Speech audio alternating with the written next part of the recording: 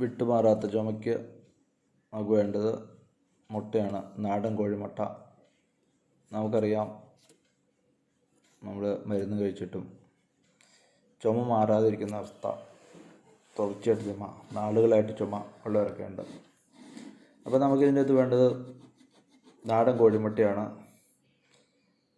അതുപോലെ തന്നെ തേന, ചെറുതേൻ വേണം. നമുക്ക് 2 സ്പൂൺ ചെറുതേൻ വേണം.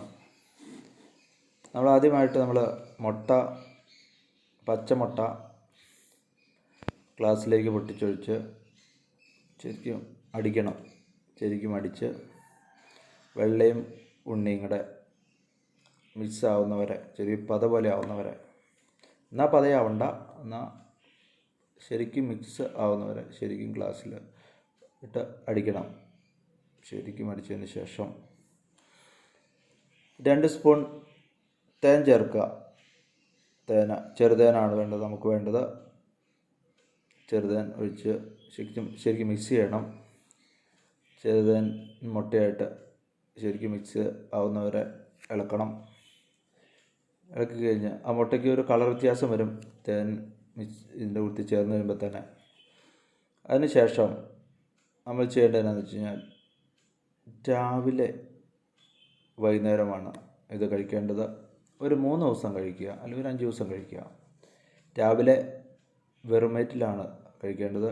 വൈകുന്നേരം ഭക്ഷണത്തിന് ശേഷം കഴിച്ചാൽ മതി. ഇത് ഒരു മുട്ട ഒരു നേരം ഉപയോഗിക്കണം.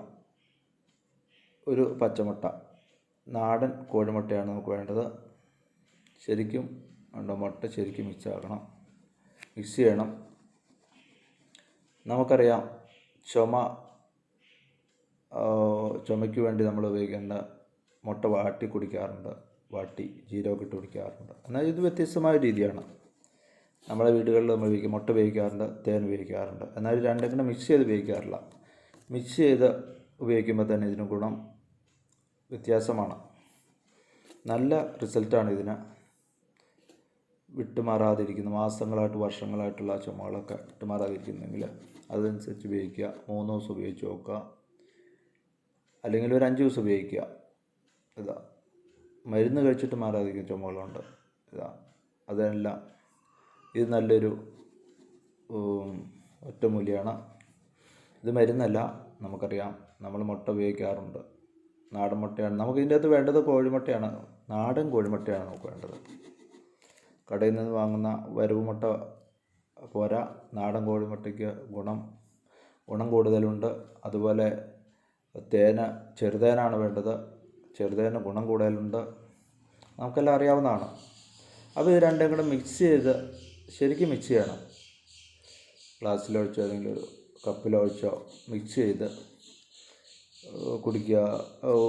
മിക്സ് ചെയ്ത് ശരിക്കും രണ്ടും കൂടെ മിക്സ് ആവുന്നവരെ ഇളക്കിക്കൊണ്ടിരിക്കുക. ശരിക്കും ആ മുട്ടയുടെ കളറ് മാറുന്ന നമുക്ക് കാണാൻ പറ്റും. മിക്സ് ചെയ്യുമ്പോൾ, തേൻ വെച്ച് മിക്സ് ചെയ്യുമ്പോൾ ആ കളറ് മാറിക്കഴിയുമ്പോൾ നമുക്കറിയാൻ പറ്റും രണ്ടും കൂടെ മിക്സായി എന്നുള്ള കാര്യം.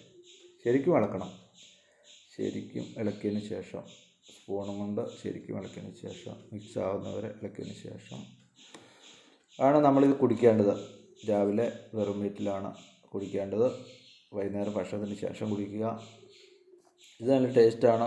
മുട്ടയുടെ ടേസ്റ്റൊന്നും അനുഭവപ്പെടില്ല. തേനുള്ളതുകൊണ്ട് ചെറിയൊരു മധുരമുണ്ട്. മധുരം ഉണ്ടാവും. അങ്ങനെ വരും. മധുരം നമ്മൾ കുടിക്കാൻ കുഴപ്പമില്ല. ഒരു മുട്ട ഒരു നേരമാണ് ഉപയോഗിക്കേണ്ടത്. ഓരോ നേരവും ഇതിന് വേണ്ടി ഓരോ മുട്ട വേണം. ഇളക്കി കഴിഞ്ഞ് കുടിച്ചു നോക്കുകയാണ്. കുടിച്ചു നോക്കുകയാണ്. എങ്ങനെയുണ്ട്? സൂപ്പർ. കൊച്ചിനോടെ മധുരമുള്ളതുകൊണ്ട് കൊച്ചിന് ഇഷ്ടപ്പെട്ടു. തേൻ്റെ മധുരമല്ലേ. മുട്ട ടേസ്റ്റ് ഇല്ല, തേൻ്റെ ഇതായതുകൊണ്ട്, തേൻ ഒഴിച്ചേക്കണമുണ്ട്. അപ്പോൾ സൂപ്പർ. നമുക്ക് എല്ലാവർക്കും ഒന്ന് പരീക്ഷ നോക്കാവുന്നതാണ്. നമ്മുടെ ആരോഗ്യത്തിനൊക്കെ നല്ലതാണ് ഇത്. Okay, thank you.